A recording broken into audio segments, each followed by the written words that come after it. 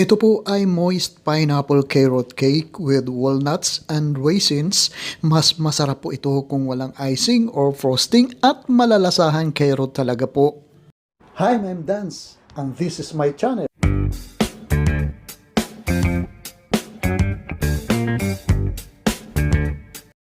Una po sa lahat ay mag-beat muna tayo ng butter. 1/2 cup na butter ang ginamit ko po dito.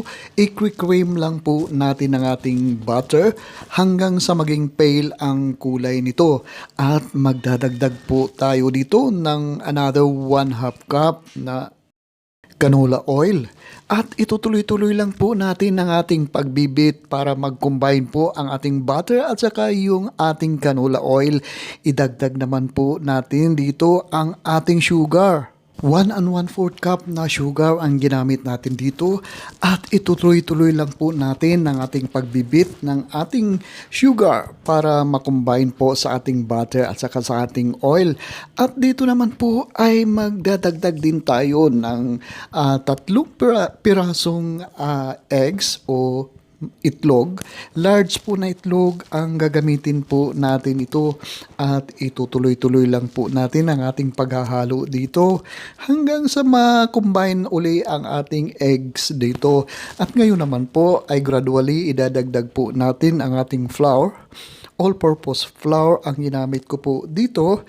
2 cups na all-purpose flour at itutuloy-tuloy lang po natin ang ating mimix po dito hanggang sa mag-combine po ang ating flour sa ating wet ingredients kanina at idadagdag na rin natin ang ating 1 cup na crushed na pineapple at drain po ito ang ating pineapple.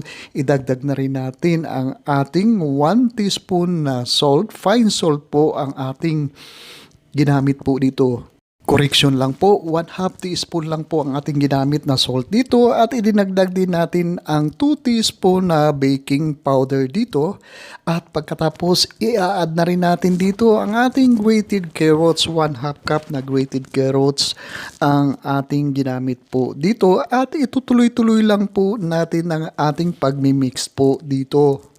At ayan, na-mix na po natin ang ating mga sangkap po dito at pagkatapos po ay i-fold in po natin ang ating walnuts at saka ang ating 1/2 cup na raisins.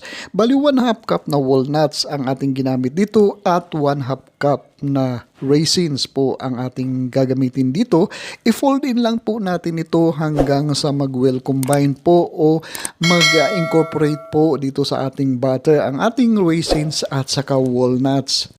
At kapag nahalo na natin ng maigi ang ating mga sangkap dito ay ibubuhos naman po natin ito sa isang 8x8 or 9x9 na square pan na with parchment paper sa ilalim po at pagkatapos i-flatten lang po natin ito para ma-bake po natin mamaya.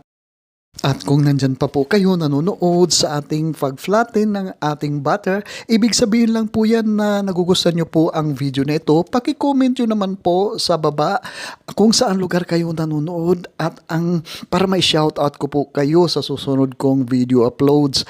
Ibibake po natin ito ng mga 30 minutes at 170 Celsius at ito na nga po ang ating super moist na pineapple carrot with walnuts and raisins. At kung meron po kayong mga comments or kung meron po kayong mga request na recipe, paki-post lang po sa comment section sa baba at sisikapin natin na tugunan ito. At ayan na, ito na, tikiman portion na po sa ating super moist na pineapple carrot cake with walnuts and raisins. Napakasarap po talaga itong cake. Kahit walang frosting, mas maganda po nga ang walang frosting o icing kasi mas malalasahan natin ang carrot. Carrot cake po talaga ang lasa nito. At maraming salamat sa panunood nyo po.